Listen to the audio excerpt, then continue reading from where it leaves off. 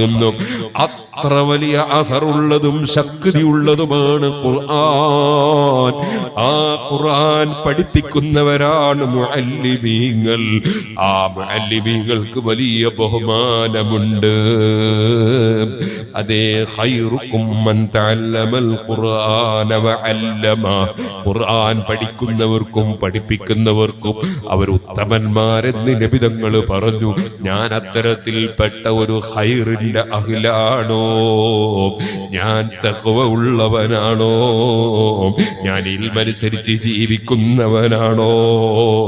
അല്ല അല്ലാഹുവിനെ ഭയപ്പെടാതെ നീങ്ങുന്നവനാണോ?